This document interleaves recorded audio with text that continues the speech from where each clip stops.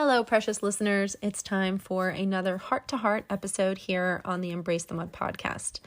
Today, we are exploring a question that I know has left many of us stumped, and that is, can you heal a toxic relationship? It's a question many of us grapple with, and today we are going to unwrap the mystery and discover the path to transformation. So let's dive in.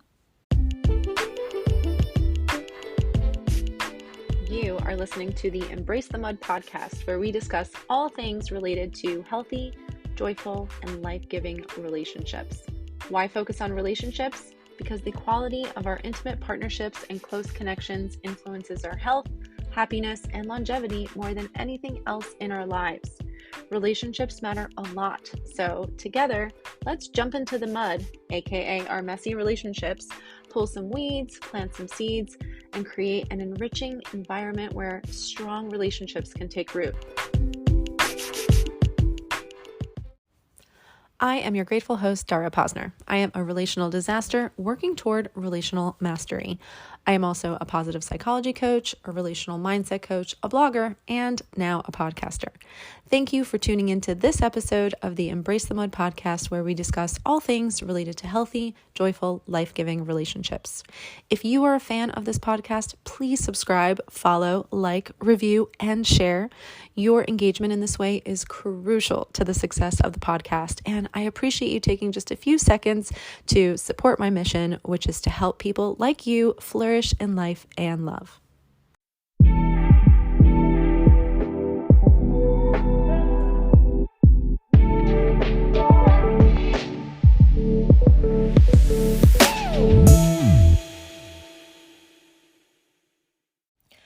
Okay, so to kick off our conversation today about whether or not you can heal a toxic relationship, I think it would be best to begin by clearing the fog and defining a toxic relationship.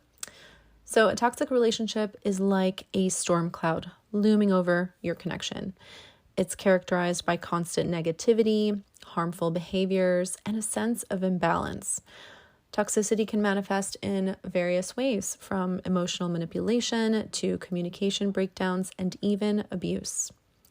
Now, here's the important part. While toxic relationships can feel like a never-ending nightmare, there is hope. The key to healing a toxic relationship lies in the willingness of both partners to share power, to co-govern the relationship and each other, and to embrace the principles of mutuality, fairness, and justice. This is the most important thing that you need to discern if you are in a toxic relationship and want to know if there's hope for that relationship.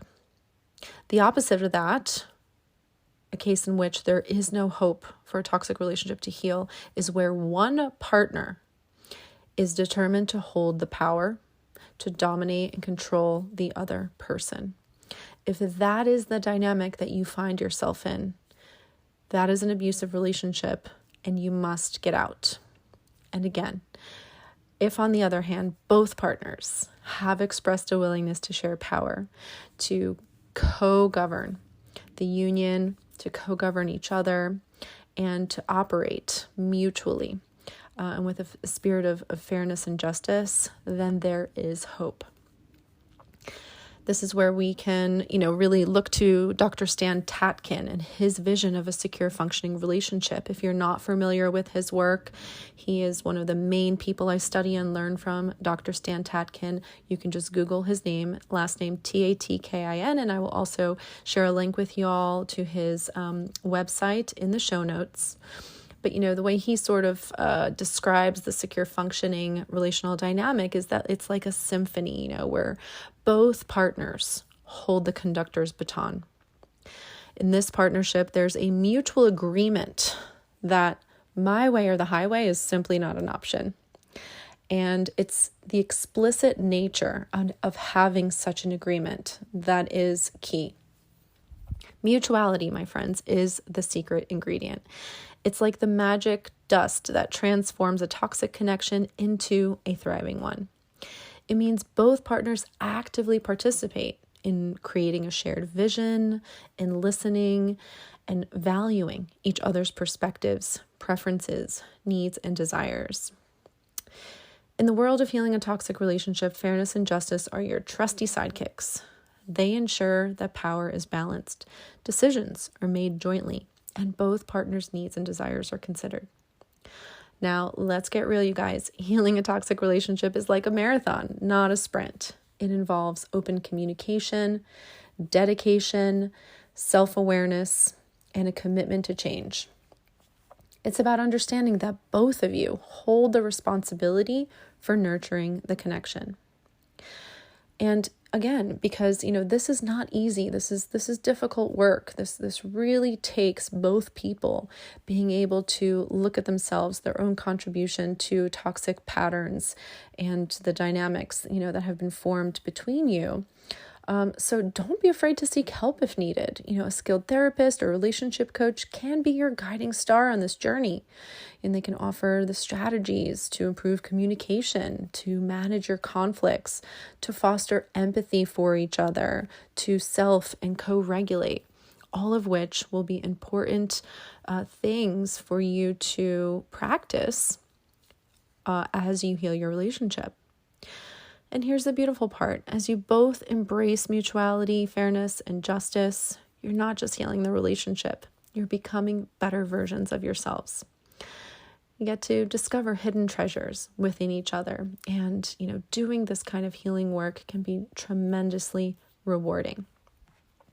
So in closing, remember that healing a toxic relationship is possible, but it's not a solo endeavor. It really does take two willing hearts, a commitment to change on both sides, and a shared vision for a better future.